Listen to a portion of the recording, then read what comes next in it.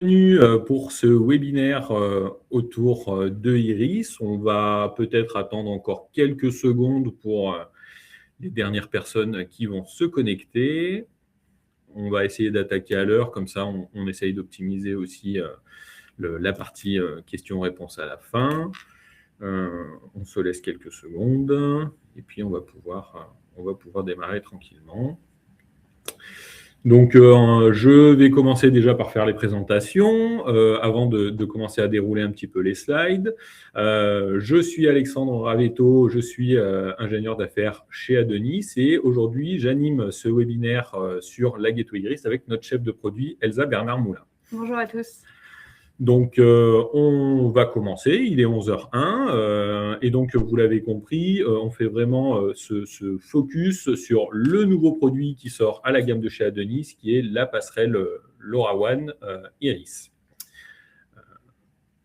Ce webinaire va vraiment tourner autour des fonctionnalités clés de cette gateway, les modes de déploiement qu'on a rendu disponible autour de ce matériel, la présentation bien sûr de l'interface de la gateway pour que vous puissiez voir un petit peu l'ergonomie, la démonstration du LNS embarqué également, et puis on se laissera un petit temps pour les questions à la fin. Ouais, et si je peux juste compléter, l'objectif pour nous, c'est vraiment de vous montrer que cette passerelle, elle peut répondre à 3 enjeux très concrets qui sont la facilité d'intégration dans des systèmes existants, la robustesse, la fiabilité, parce qu'une passerelle, c'est un point critique d'une infrastructure, et la flexibilité d'architecture selon vos projets pour ne pas être enfermé dans un seul modèle d'architecture. Alors, on va commencer par faire un petit point avec les données clés, les données chiffrées autour du marché de la Gateway LoRa. Donc, on a concaténé un petit peu des chiffres. Le marché 2025, c'est 7 millions de passerelles avec 400 millions de capteurs connectés. On sait que la part de ces réseau opéré en LoRaWAN sur de la passerelle a augmenté de 66% sur cette période. Donc, une grosse évolution de marché, une grosse demande autour de ce produit-là, avec un focus un petit peu plus précis sur l'Europe, où on est supérieur à 1 million de passerelles LoRaWAN qui ont été installées. Sur ce marché-là, bien sûr, on va retrouver des acteurs clés. Alors, sur le marché français, on va retrouver par exemple Netmore et Orange sur la partie LoRaWAN opéré, mais un petit peu plus largement en Europe et dans le monde, on va trouver d'autres grands acteurs de ce marché de l'opéré, avec des gens comme Everynet, TTN, The Sync Network et KPN aussi sur le secteur des UK. Donc, bien sûr, les usages autour du LoRa et de ces objets connectés, majoritairement sur les métiers du smart building, la connectivité autour des bâtiments, la modernisation des réseaux d'énergie, tout ce qui est lié aux utilities, et bien sûr beaucoup aussi d'usages assez variés autour de l'IoT industriel. Le rôle de la passerelle, pour faire un petit focus extrêmement rapide, je pense que beaucoup d'entre vous savent effectivement comment fonctionne une passerelle. C'est vraiment la liaison entre la partie capteur, la partie device qui effectue la mesure ou qui est connectée aux éléments de mesure et qui va permettre de récupérer l'information en LoRaWAN et de la retransmettre sur le réseau pour le renvoyer vers les systèmes IT. Donc, pour ça, effectivement, on a différents moyens de connexion derrière la passerelle qui permettent de la souplesse et vraiment de monter cette architecture de réseau. Les cas d'usage autour du smart building, Adonis, ça fait très longtemps qu'on travaille sur les IoT et sur les produits connectés, LoRaWAN notamment. Bien sûr, c'est toujours les mêmes verticaux. On retrouve la réduction des consommations d'énergie, bien sûr, mais aussi optimiser les process de maintenance et garantir le confort, la qualité de l'air intérieur pour les occupants des bâtiments. On voit bien un petit peu sur ce graphique les différents cas d'usage qu'on est capable de monitorer autour de nos capteurs. Donc, on voit bien que ce soit dans les parties sous-sol pour les parties techniques, on va vraiment faire du monitoring énergétique, de la gestion de la maintenance. On remonte un petit peu, on va venir plutôt s'occuper du confort des bâtiments. Et puis, tout au long du bâtiment, sur la totalité du bâtiment, bien sûr, toujours ces surveillances de process qui nous permettent de remonter des états, que ce soit sur de la machinerie, que ce soit sur des automates. Donc, toujours ces cas d'usage assez globaux autour du smart building. Les atouts de ce produit-là, vraiment, de la passerelle, cette passerelle Iris, c'est bien sûr être capable d'avoir une architecture flexible au niveau du LoRa, donc être capable de connecter ces dispositifs LoRa, ces devices, vers le LNS de la gateway, le LoRa Network Server de la gateway, donc que ce soit le LNS embarqué ou que ce soit le LNS déporté. On fera un petit focus un petit peu plus tard sur la différence d'architecture entre les deux, mais aussi bien sûr de l'intégration optimisée pour la transmission de la donnée. Donc, on a intégré des serveurs applicatifs de la communication et de la connexion aux serveurs applicatifs avec des protocoles standardisés MQTT-S, HTTPS. Ce qu'on a voulu faire aussi, c'est faire un produit qui soit bien placé financièrement, économiquement, donc une baisse des coûts, optimiser la couverture réseau avec un produit qui soit très efficace en termes de couverture de réseau, de la solidité, de la facilité de déploiement, à travers les différents capteurs et les différentes architectures réseau qu'on fournit chez Adonis, on est capable de savoir quelles sont les contraintes qui sont liées vraiment au déploiement. Donc, on a choisi d'avoir un boîtier IP67 avec une fabrication made in France pour ce produit, donc des installations assez souples en indoor ou en outdoor. De la connexion et garder un flux de connectivité, que ce soit à travers de la connectivité cellulaire ou un connecteur Ethernet, donc les grands classiques, les grands basiques de la connectivité pour le backhaul de la gateway. Et bien sûr, de la compatibilité avec les objets LoRaWAN d'Adonis, mais bien sûr avec tous les objets qui respectent la stack LoRaWAN, que ce soit de la classe A ou de la classe C. Donc là, on est vraiment sur un produit qui est totalement ouvert. Donc l'idée avec ce webinaire, c'est aussi de vous faire interagir pour avoir quelque chose, enfin un format qui soit un peu vivant. Donc on vous propose 3 sondages pendant le webinaire pour recueillir vos feedbacks sur vos besoins, votre intérêt pour tel ou tel type de déploiement. Et donc là, on vous propose un premier sondage. Et comme ça, ça nous permet aussi d'adapter la structure de webinaire en fonction de vos retours.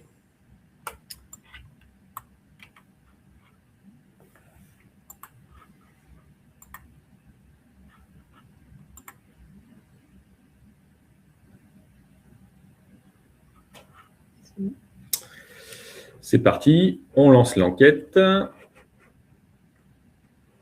Vous avez quelques questions, si vous pouvez prendre le temps d'y répondre, et puis on pourra faire un petit débrief.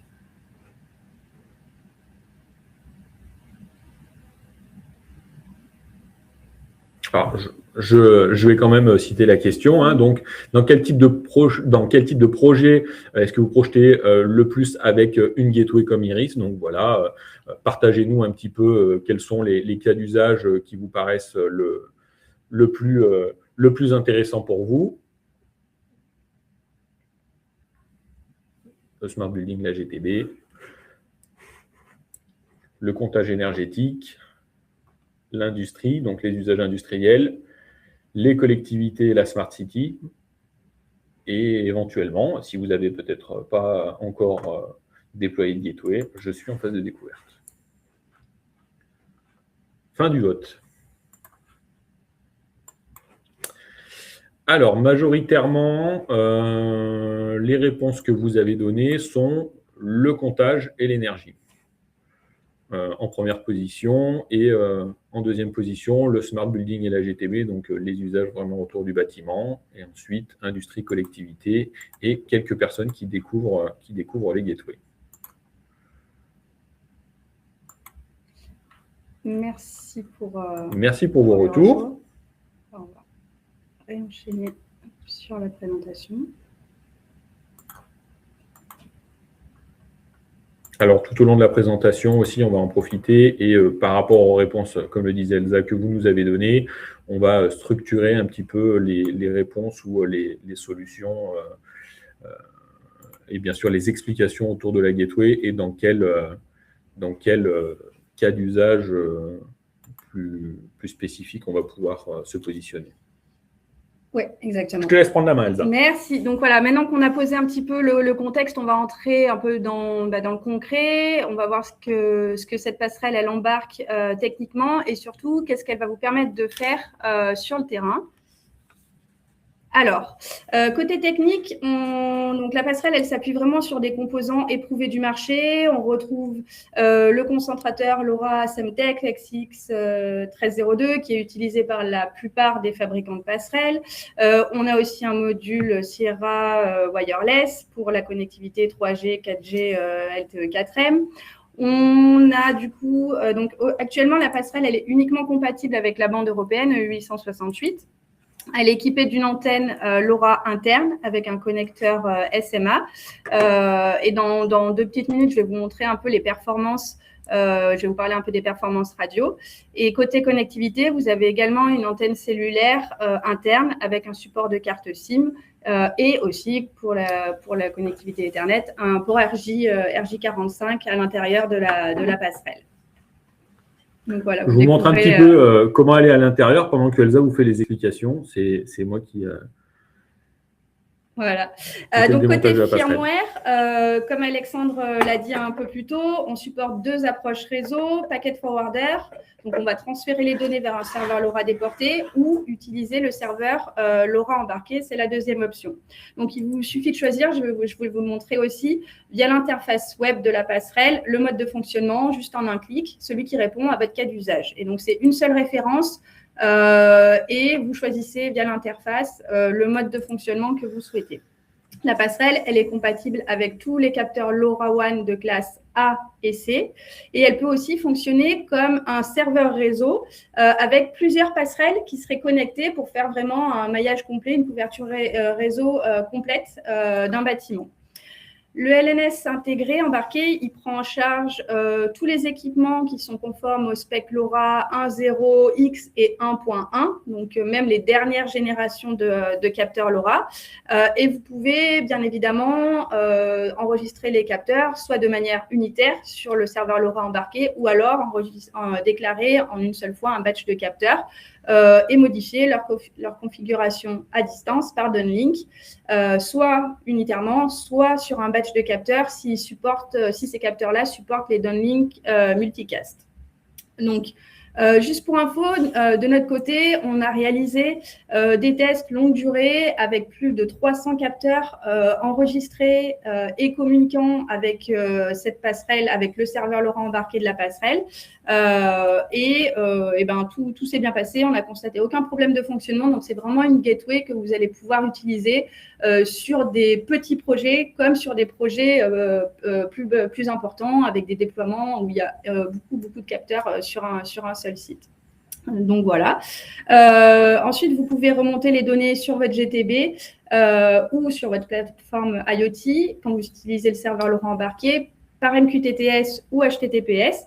Et pour faciliter l'intégration de la passerelle dans un système qui existe déjà, on vous propose en standard des fonctionnalités comme le gestionnaire de codec embarqué qui est utilisable avec n'importe quel capteur du marché et aussi le transformateur de JSON. Je ne rentre pas plus dans les détails parce qu'on a des slides qui sont dédiés à ces 2 fonctionnalités-là. Donc voilà, en résumé, on n'est pas seulement sur une passerelle radio, on est sur une passerelle qui est conçue vraiment pour s'insérer facilement dans une architecture IoT qui existerait déjà et assez complète comme ultra basique, plus simple. Donc, je vous le disais, on a fait des tests radio. La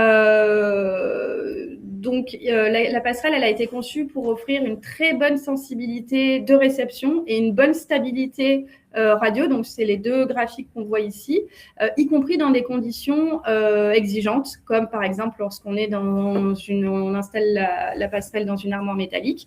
Donc, on a mené des essais comparatifs. On a une chambre anéchoïque dans nos locaux chez Adonis et on a évalué les performances de notre passerelle face à d'autres solutions du marché, donc clairement MileSite et Multitech. Et donc, le premier graphique, le SNR, c'est une représentation du coup du rapport signal sur bruit et c'est un indicateur qui est couramment utilisé pour déterminer la qualité du signal qui est reçu des capteurs. Et donc, plus on a un SNR proche de 0, donc plus on est sur le haut du graphique, plus on a une communication qui est claire, et plus on est sur le bas du graphique, et plus on a du coup des problèmes potentiels de communication des données des capteurs vers la passerelle.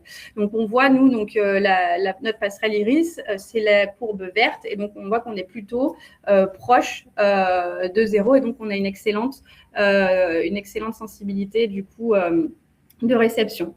Donc, ces tests, alors, ils ont été réalisés, c'est des tests de laboratoire, mais ils montrent aussi qu'en situation réelle, en fait, cette passerelle, elle est capable d'assurer une réception fiable, et donc une meilleure continuité de service, quelles que soient les conditions d'installation, et qu'elle est capable de capter les signaux d'un plus grand nombre de capteurs ou alors sur de plus longues distances. Donc pour vous, ça veut dire simplement que potentiellement, vous avez une architecture qui va être plus simple, vous avez besoin d'installer moins de passerelles pour couvrir un site, et aussi vous avez moins de contraintes sur le lieu d'installation de votre passerelle. Et donc voilà. Et alors, par contre, petit aparté, on a des très bonnes perfs radio. Ça ne veut pas pour autant dire qu'il faut oublier des règles de bon sens, comme par exemple installer plutôt la passerelle sur un point haut, laisser au minimum une vingtaine de centimètres d'espace pour les antennes pour optimiser la sensibilité de réception. Et quand vraiment on est sur un site contraint, exigeant, basculer sur des antennes externes, aussi bien pour la partie LoRa que pour la connectivité cellulaire. Au niveau du boîtier, donc si tu peux peut-être le remontrer, Alexandre. Donc on est sur on est sur un format ultra compact, robuste, pensé pour une installation vraiment simple sur le terrain. Donc, vous avez plusieurs options de montage. Soit vous vissez sur le mur, soit vous l'installez sur le bureau. On vous fournit aussi, si vous le souhaitez, un kit pour montage sur Ride-in. Vous pouvez aussi installer la passerelle sur un mât. Donc, voilà, ça facilite vraiment l'intégration dans différents environnements, aussi bien en intérieur qu'en extérieur. On est sur un boîtier qui a un indice de protection IP67. Donc, vraiment, voilà, vous pouvez l'installer intérieur-extérieur selon les contraintes du projet. Et donc, la passerelle, elle est certifiée pour fonctionner sur une plage de température qui va de -20 à +55 degrés. Et pour protéger l'électronique, voilà, des variations de température et d'humidité, on a des presse-étoupe spécifiques pour le câble d'alimentation, pour le câble Ethernet. Et on a aussi une petite ventilation sous le boîtier. Donc, si la passerelle elle est installée sur un site où l'utilisation d'une antenne externe est nécessaire, on a aussi des prédécoupes sur chaque côté.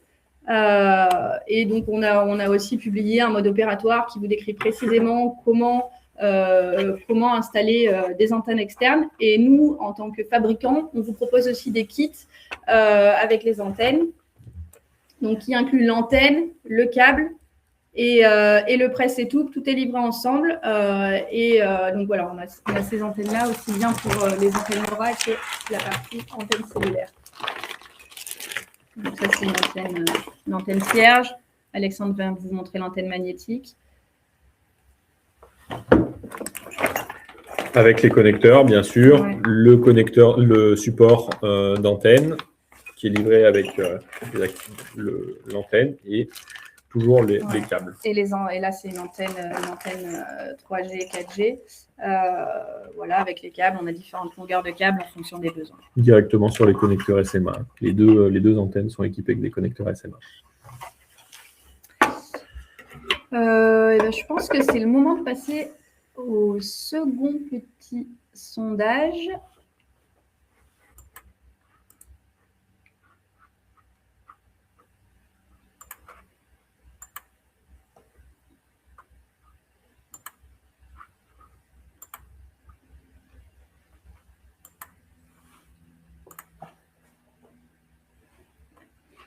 C'est bon?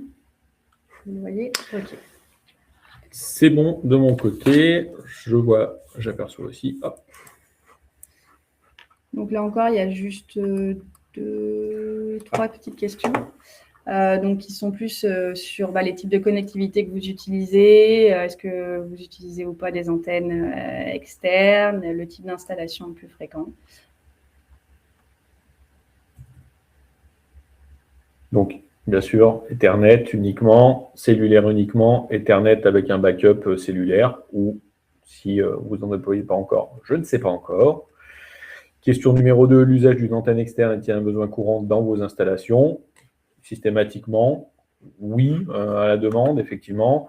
Rarement, si ce n'est pas du tout votre cas. Si vous n'en déployez pas, vous mettez que vous n'êtes pas concerné.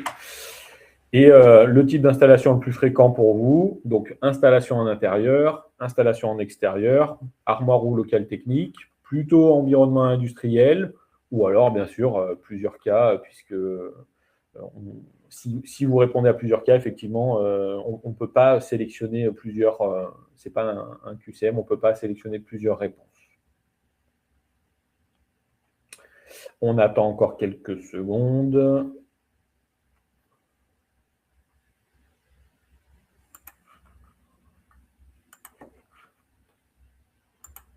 Allez, fin du vote. Et donc, pour les réponses, alors pour la question numéro 1, quel type de connectivité privilégiez-vous? C'est, hop là. Ah, pardon.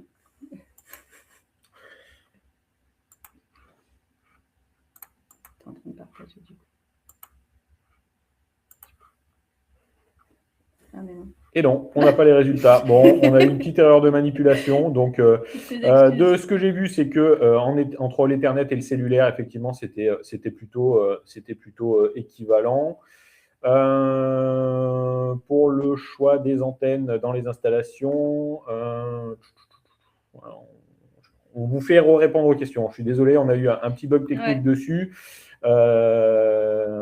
Sur la question numéro 2, donc oui, systématiquement avec des antennes externes à la demande. Donc selon les sites, ok, c'est selon les sites qui prend un petit peu, qui est majoritaire.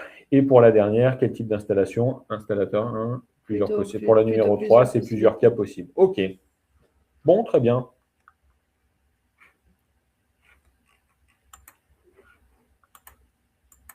Super. Merci pour vos réponses et merci pour votre patience. Et on va rebasculer sur la fenêtre.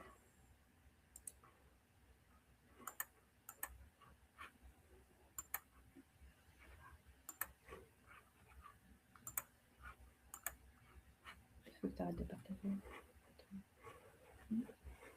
Moi, je ne partage pas de mon côté.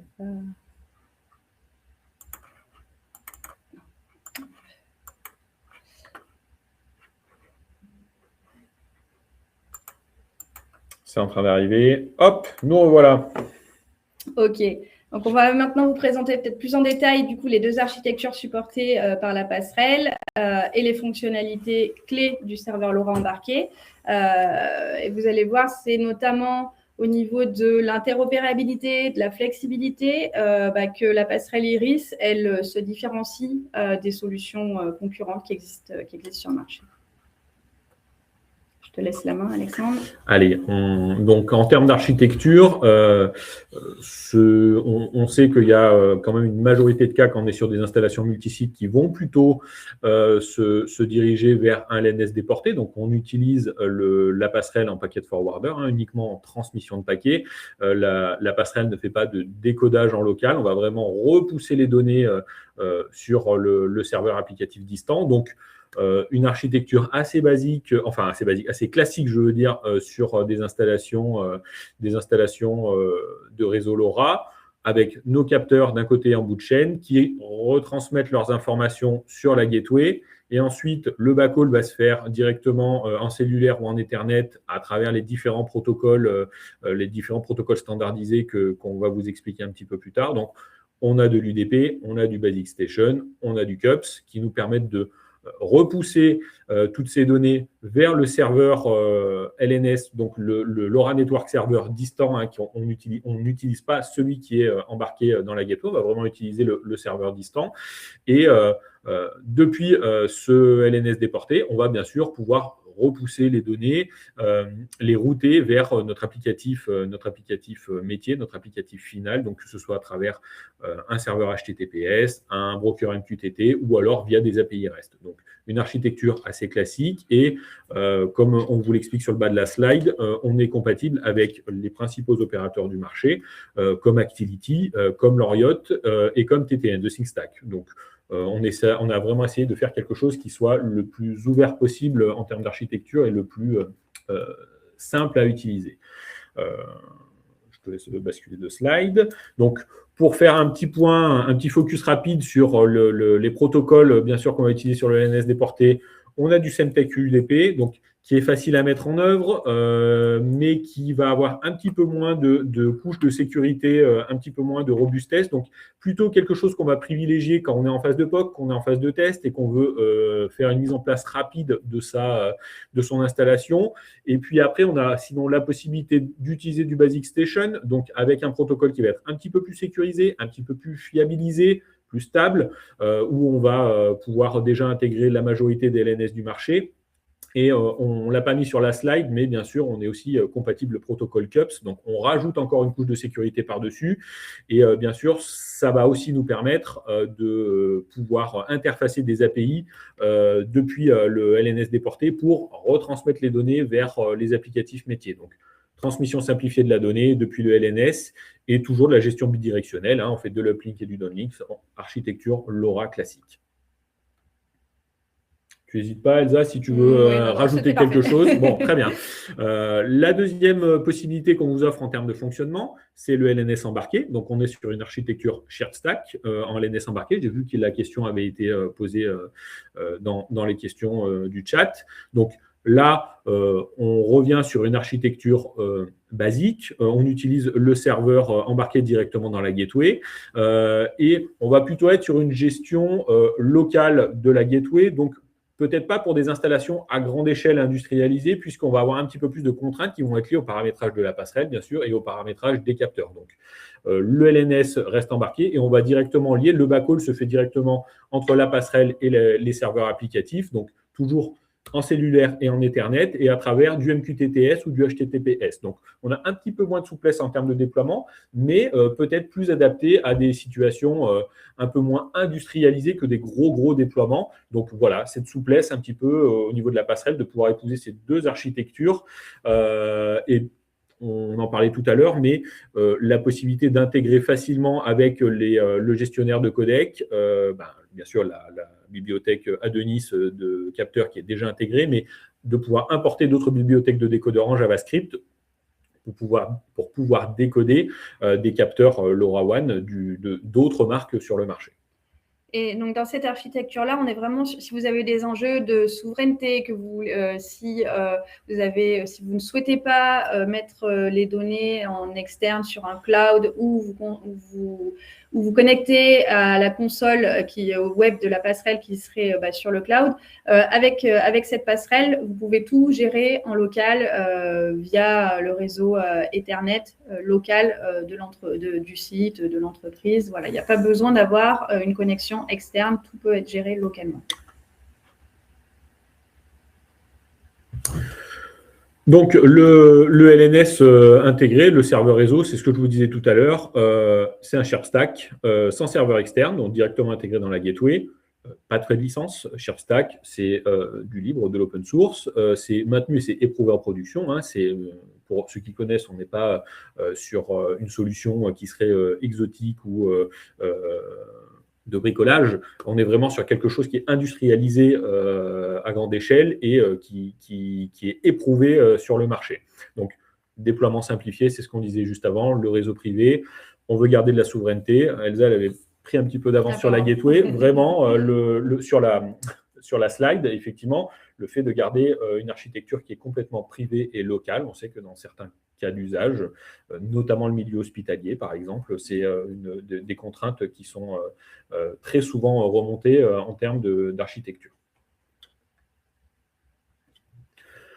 Le LNS intégré, donc ce que je disais tout à l'heure, il y a une bibliothèque de décodeurs qui est intégrée. Donc, bien sûr, on prend en charge nos décodeurs de nos produits maison. Tout le catalogue Adonis est déjà préencodé à l'intérieur de la gateway. Donc, dans le cas de déploiement où il y aurait un besoin de passerelles et de capteurs en Adonis, on a la possibilité de pousser la personnalisation assez loin en termes de réglage et de pré-programmation sur les produits. Donc ça, c'est un avantage assez intéressant sur de la gestion de projet. Mais ce qu'on disait aussi, c'est qu'on a une intégration facilitée à travers une console JavaScript. Donc, les codecs tiers des autres fabricants d'objets ou de devices en LoRaWAN, bien sûr, qui proposent leur bibliothèque en JavaScript, on a la possibilité de les intégrer très facilement. Chose intéressante aussi, bien sûr, on a un traitement local et sécurisé sans besoin de services cloud externes. Donc, bien sûr, on est capable de décoder les données. L'intelligence embarquée de la passerelle permet de décoder en local les informations pour pouvoir les renvoyer sur les applicatifs métiers. Voilà, ouais, vraiment l'idée c'est que vous n'avez pas seulement, vous récupérez pas la donnée brute, vous avez une donnée qui est déjà exploitable par votre GTP, par votre système IT, par la plateforme IoT, elle est prête à consommer. Et donc l'étape d'après, c'est après le décodage, c'est l'adaptation du coup du format de cette donnée pour répondre aux besoins exacts de l'applicatif. Et c'est ce qu'on fait avec le JSON Transformer. Je vous laisse la main. Alors, peut-être qu'effectivement, certains d'entre vous utilisent du Node-RED, par exemple. L'idée, c'est de proposer une alternative un petit peu à cette méthode et de dire on a la possibilité de configurer ces trames de données selon un format adapté, un format de réception qui serait adapté de votre applicatif métier. Donc, que ce soit sur le format de vos remontées en HTTP ou en MQTT, on va vraiment être capable de les personnaliser pour que vous ayez une intégration qui soit facilitée. Donc, de l'ajout de tags, des métadonnées en statique, du filtrage sélectif d'informations si vous n'avez pas besoin peut-être de toutes les informations qui remontent, si vous voulez uniquement les données métiers, vous ne voulez pas les données capteurs.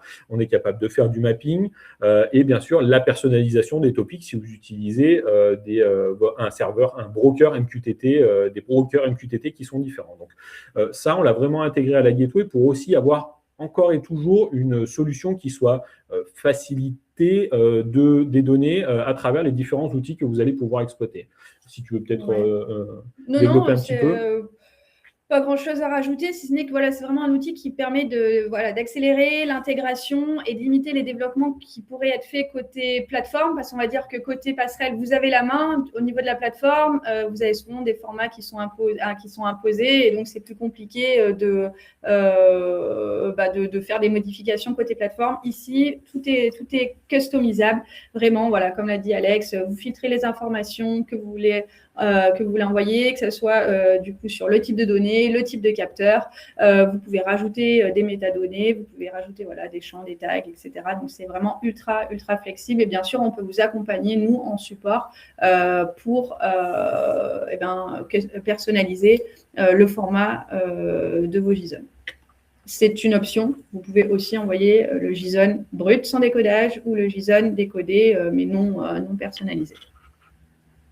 Et donc là, c'est le moment de notre troisième et dernier sondage.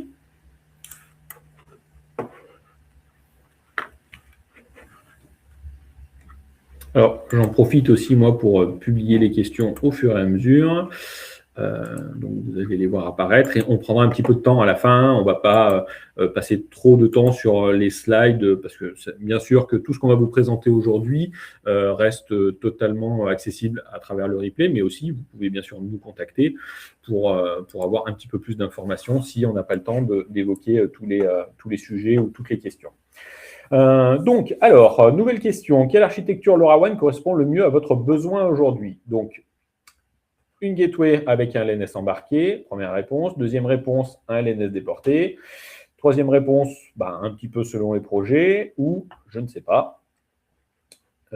Et deuxième question, comment préférez-vous interfacer vos équipements aux plateformes IoT? Donc, plutôt via du MQTT, plutôt via du HTTP ou de l'API, les deux, ou alors Ça dépend du client ou du projet. J'imagine qu'effectivement, c'est quelque chose qui dépend quand même assez du projet. On continue encore quelques secondes. Je vois qu'il y a des gens qui continuent de répondre. Allez, fin du vote.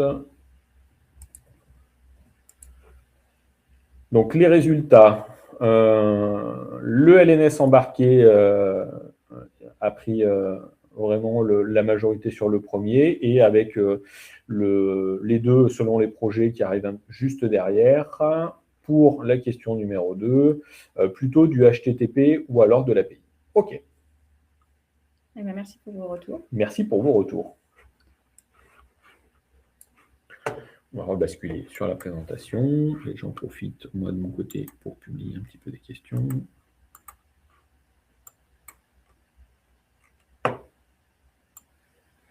Je vois qu'il y a une demande pour la démonstration des paramétrages. Oui, Elsa va vous faire une démonstration. Fournir des données en backnet, je vois, du Modbus aussi, pas mal de questions autour de ça. On répond à la fin, plutôt? On répondra à la fin. Okay. Hop. On voit bien vos questions, on y répondra avec plaisir sur la session dédiée, plutôt sur les 15 dernières minutes, si ça vous va. Je te relaisse la main sur cette partie, Alex. Du coup, on a parlé de l'architecture, du traitement de la donnée. Donc maintenant, on propose de passer plus sur le concret avec du coup l'installation et la prise en main de la gateway.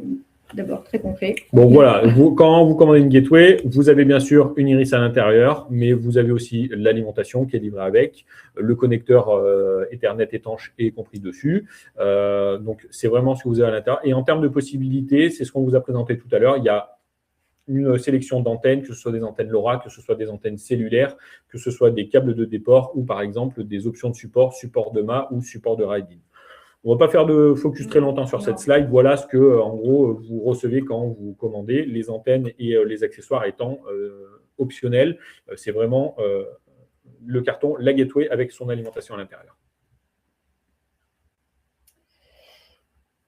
Ok, donc je vais maintenant vous expliquer très rapidement comment se passe le premier accès à la passerelle.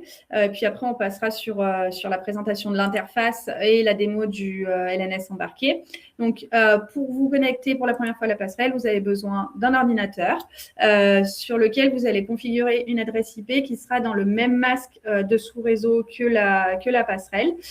Donc, tous les paramètres de configuration par défaut sont indiqués dans le guide utilisateur, donc qui est disponible en français et en anglais. Et donc après, vous vous connectez simplement le câble Ethernet de votre PC à la passerelle et vous rentrez l'adresse IP.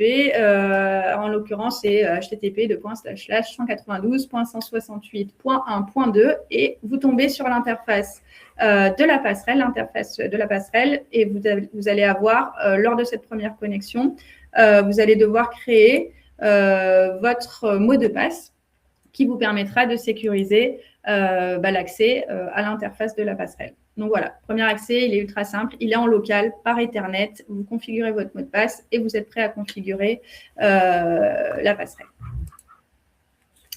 Et donc, je vais maintenant, donc jusque-là, on a vu plutôt les principes, les grands principes de fonctionnement. Là, on va vous proposer de passer sur la partie concrète, voir comment on configure la passerelle réellement dans l'interface avec les grandes étapes. On va parler des grandes étapes de la mise en service et après la démo du LNS embarqué. Alors, hop, je vais ouvrir l'interface.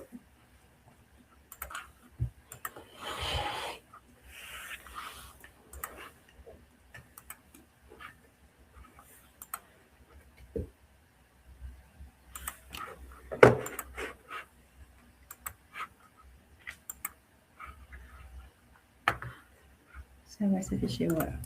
Donc là, hop, je suis sur l'interface web.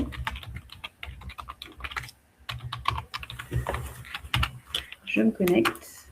Je me rappelle de mon mot de passe, tout va bien. Donc, l'interface web, elle a été conçue vraiment pour guider l'utilisateur simplement dans toutes les grandes étapes de la mise en service. Donc, vous avez une navigation qui est assez claire. Vous pouvez le voir, le menu, il est assez concis. Donc, vous avez le menu sur la gauche, le fil d'Ariane en haut et vous avez les informations principales du coup sur la fenêtre centrale, dans la zone centrale. Donc, la première étape dans la mise en service, c'est de configurer la connectivité IP. Donc, on l'a déjà évoqué. Vous avez deux options, Ethernet, donc la configuration, elle se passe ici, ou cellulaire. Donc, côté cellulaire, vous configurez simplement l'APN, éventuellement un code PIN, le watchdog si vous voulez maintenir la connexion active en faisant des pings réseau régulièrement. Et côté LAN, côté Ethernet, vous sélectionnez le mode d'attribution de l'adresse IP, donc c'est soit statique, soit dynamique. Et voilà, et après, en fait, c'est très, très simple à configurer. La deuxième étape, c'est la configuration de leur système. Donc, pour ça, vous avez pareil, la configuration, c'est soit vous utilisez des serveurs NTP pour régler l'heure automatiquement, ou alors vous faites une configuration manuelle. Et il y a une synchronisation automatique qui est réalisée toutes les 24 heures, donc pour garantir la fiabilité de tout ce qui est log et de tout ce qui est horodatage des données. Une fois que vous avez configuré leur système, vous sécurisez l'accès à la gateway. Donc, il y a 3 sécurisations à mettre en place. D'abord, on protège l'accès à l'interface web. Donc, ça, c'est dans la section HTTP, HTTPS, Access Service. Donc, là, ça vous permet de sécuriser du coup les sessions, être sûr que les sessions elles sont toujours chiffrées lors des échanges réseau.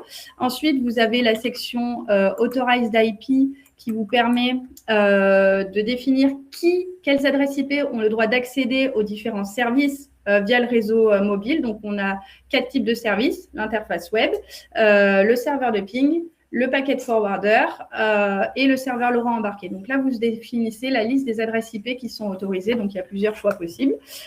Et après, du coup, l'étape suivante dans la mise en service, c'est la mise en service tout simplement du réseau LoRa. Donc ici, voilà, vous avez tout un menu pour ça.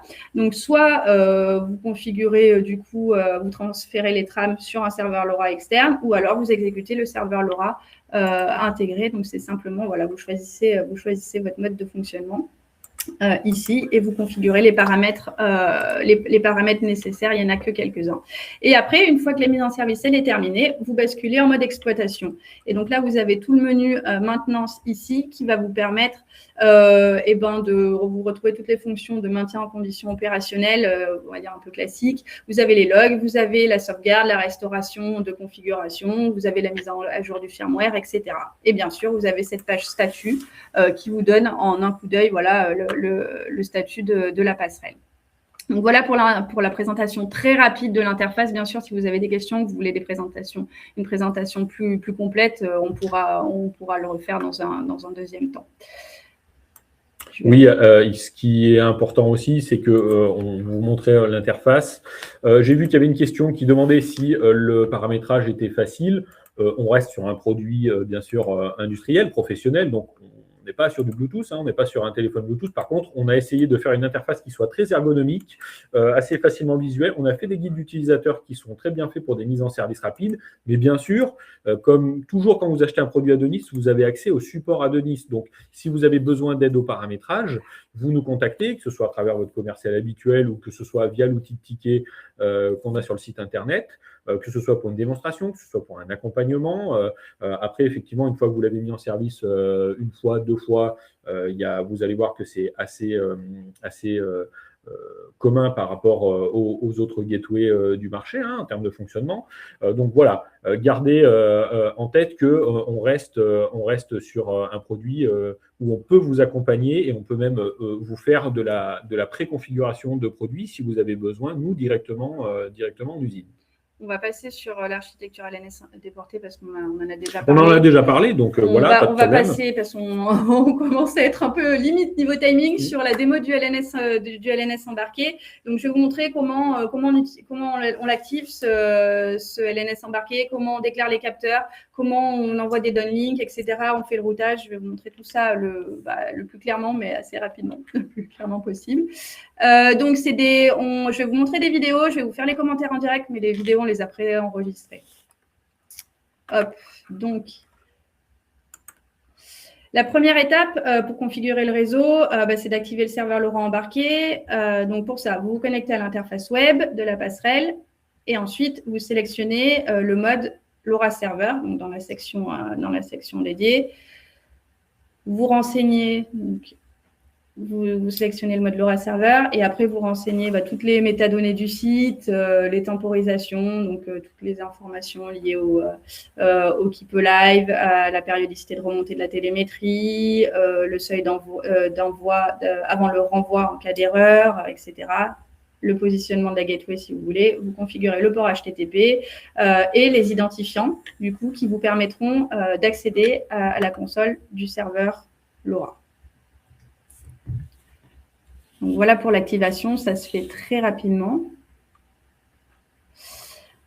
Ensuite, vous avez une nouvelle entrée qui se crée ici, Network Server, dès que vous activez le serveur LoRa embarqué. Vous cliquez dessus et ça va ouvrir une nouvelle fenêtre qui va vous permettre de vous connecter à la console, mais cette fois du serveur LoRa, avec les identifiants que vous venez définir.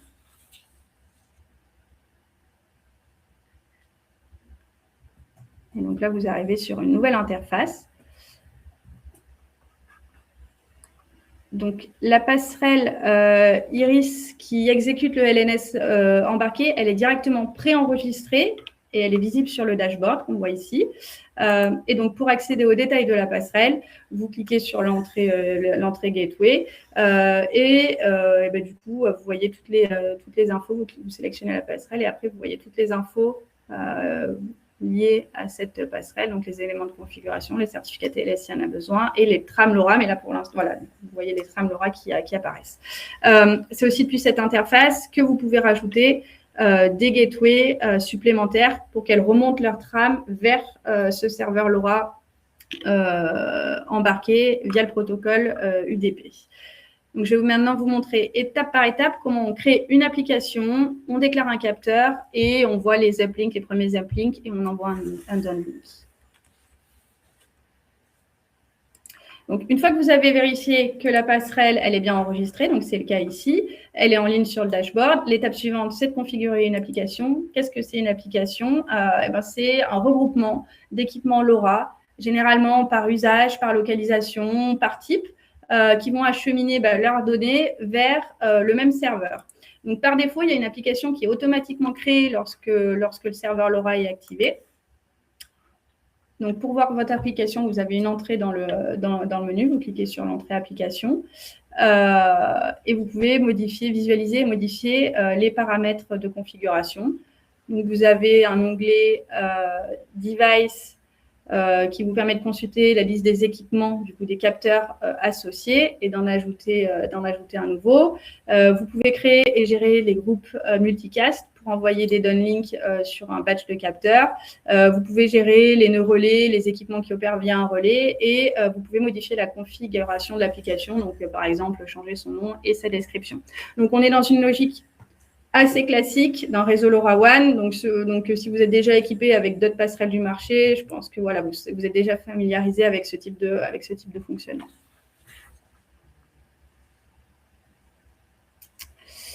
Une fois que l'application elle est créée, l'étape suivante, c'est de créer un profil d'équipement pour chaque type de capteur qui viendra communiquer avec le serveur réseau LoRa. Donc, pour ça, vous avez également du coup une entrée dans le menu qui vous permet de créer un nouveau profil ou d'accéder à un profil existant. Donc, les profils des capteurs Adonis, on en a un peu parlé dans la partie décodage, les profils sont déjà préchargés pour tous les capteurs Adonis. Et pour tous les autres capteurs du marché, vous pouvez facilement créer un nouveau profil en vous appuyant sur les données des fabricants de votre capteur. Et on peut aussi vous aider pour la création de profils au besoin. Donc, voilà, après, vous cliquez sur un profil et vous voyez, il y a toutes les infos liées au spec LoRa, à la cartographie des mesures, le codec. Et vous avez, voilà, et vraiment, le serveur va s'appuyer sur ces informations-là du profil pour interpréter les uplinks, mettre en fil les downlinks, afficher des mesures. Donc, c'est vraiment une étape clé parce que c'est ce qui conditionne la bonne interprétation des messages et la qualité de l'exploitation des données.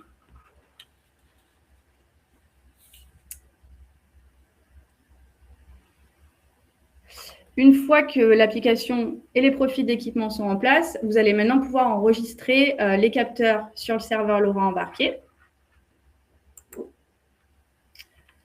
Donc, vous ajoutez chaque capteur directement dans l'application. Vous rentrez dans l'application et vous cliquez sur ajouter un capteur, donc de manière unitaire. Donc là, moi, pour la démo, j'avais déclaré, du coup, je déclare un capteur de mesure de température et d'humidité ambiante. Donc pour ça, voilà, on renseigne simplement un nom, une description. On indique les identifiants LoRa, donc DVEI, APEI, etc. Et on sélectionne un profil d'équipement. Donc dans mon cas, c'est le profil Adonis Comfort.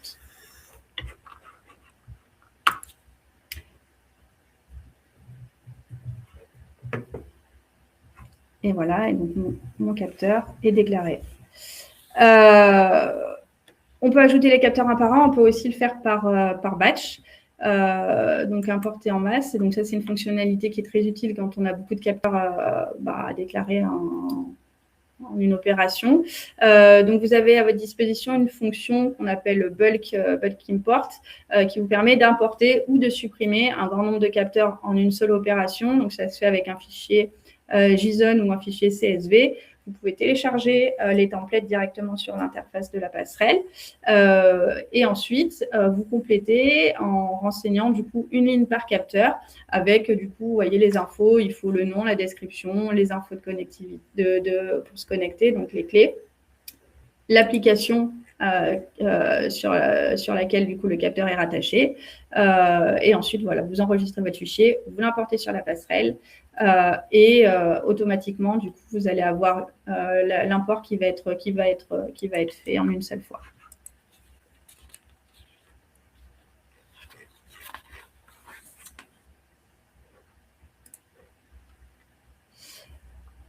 Voilà, donc en gros, une fois que vous avez déclaré votre capteur, il ne vous reste plus qu'à le démarrer pour qu'il rejoigne le réseau et qu'il commence du coup à envoyer ses trames à la passerelle. Donc c'est ce qu'on voit ici. Donc là, moi, je démarre mon fameux capteur de température et d'humidité. Donc je le passe à un capteur Adonis, donc je le passe en mode production via notre outil de configuration. Et après, donc, on va voir tout de suite, quand on retourne sur l'application, qu'on a les premières trames, donc le John Request, John Accept, et l'arrivée des premiers uplinks dès le démarrage du capteur.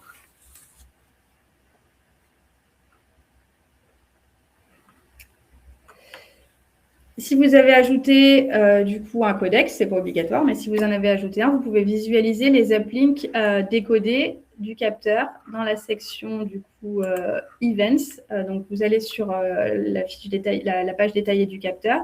Et donc là, vous voyez directement, du coup, je me connecte sur mon capteur et on va voir les valeurs décodées, par exemple dans mon cas, de température et d'humidité qui vont s'afficher directement. Et donc, ces valeurs-là, vous pouvez les envoyer décodées sur votre applicatif. Et les données, elles apparaissent également décodées dans le tableau de bord, si vous voulez, sur la page d'accueil et dans l'onglet mesure du capteur.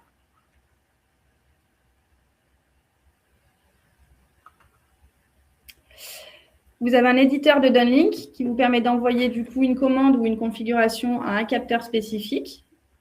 Donc ça, c'est une fonctionnalité qui est classique pour une passerelle. Donc voilà, vous avez juste à choisir le port applicatif. Vous composez la payload, donc vous avez différentes possibilités, hexadécimale, base 64 ou JSON. Donc là, par exemple, moi, j'envoie simplement une trame pour modifier la fréquence de transmission du capteur à 10 minutes. Donc voilà. Et ensuite, une fois que votre réseau il est configuré, avec la gateway, les capteurs sont connectés, il ne vous reste plus qu'à renvoyer les infos décodées ou non vers votre plateforme IoT. Et donc, comme on l'a dit, on peut transmettre en MQTT, en MQTTS, HTTPS, et vous pouvez aussi utiliser le script de transformation JSON pour adapter le format du JSON à votre plateforme métier.